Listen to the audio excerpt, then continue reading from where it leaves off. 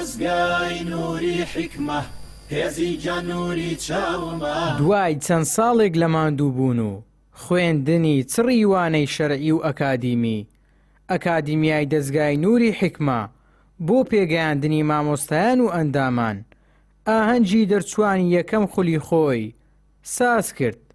لێرە لە ناو دڵخۆشیێکی بێوێنە و بە ئامادەبوونی سەدان کەس لە کەسایەتی و خانەوادەی دەرچوان بڕوانامە و خەڵاتی ڕێزلێنان بەسەر سەرکەوتواندا دابەش کرا. خۆل سیمینارەکانش حقەتەن بەو سێ ساڵەی لە هەر ساڵی جیاواز بووە، بەڵام هەندێکی مشتەرەک بۆ زنجیرە لەگەڵ یەکتر ڕەبتی هەبووە.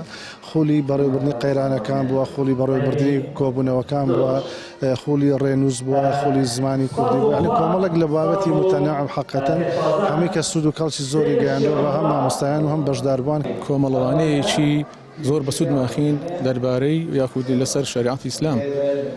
الحەمدولله سواز بۆ خۆی پەروەردگار دەتوانم بڵێم بەڕاستی ئینسان لە ڕووی فکریەوە لە ڕووی دینیەوە زۆر پێش دەکەوێت، چونکە کاتێک ئینسان بەڕاستی خۆی لە دینی خۆی گەور و شارزا دەکات تاوان هەر بەرەو پێش دەکەوێت. لەم ئاهەنگەدا تەنیا بڕوانامە نەبەخشرا، بەڵکو دیاری ناوازەشی لەگەڵدا بوو.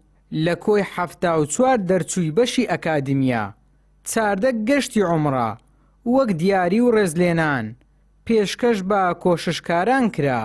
ساڵ سێم ساڵمان بوو لە ئەکادیمیامان خوێن، وانەی جۆرا-جۆری تێدا بوو، بڕگەی خوێندنەوەی تێدا و بڕگەی گوێگرتنی تێدا بوو و دەرسی علوم شەرعیشمان بەڕاستەوخۆ دەخین.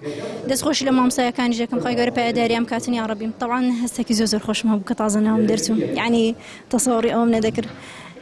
الحەمدولله يعني دڵم ئەو دەسەر لێ دانازم لە خۆشیان چوڵە. سێ چوار هەفتە دەبێتن فکر و هۆشم هەمووی هەر لەکن ئەو ئاهەنگەی بوو هەردەم گۆ دەبی ناوم دەربچیتن. بەدیهێنانی ئەم پرۆژە زانستیە بەرهەمی بەرنمەیەکی چڕ بوو کە تێیدا بەشدار بووان لە ماوەی 3 ساڵی ڕەبەقدا بە 4 بڕگەی سەرەکی وانەکانیان خوێند کە پێک هاتبوو لەوانە شەرعیەکان و گوێگرتن و خوێندنەوەی کتێب و خولی تایبەتی پێگەیاندن. ئەو بەشدا بۆ بەڕێزانی کە خەڵاتی عومڕیان پێدرا ژمارەیان 10 کەس بەسەرەوە بوو، سوپاس خێرخوازان دەکەین و باقی تریش هەموو ئەوانی تریش کە نمرەی تەواوی هینایە لەلایەن دەزگای نووری حکمەوە خەڵات دەکرێن. چاندنی تۆی زانست پێویستی بە ئارامی هەیە و دروێنەکردنی بەرهەمەکەشی وەک ئەم دیمەنانە پڕە لە شانازی. ئیبراهیم زیاد، کەناڵی ئاسمانی پەیام، هەولێر.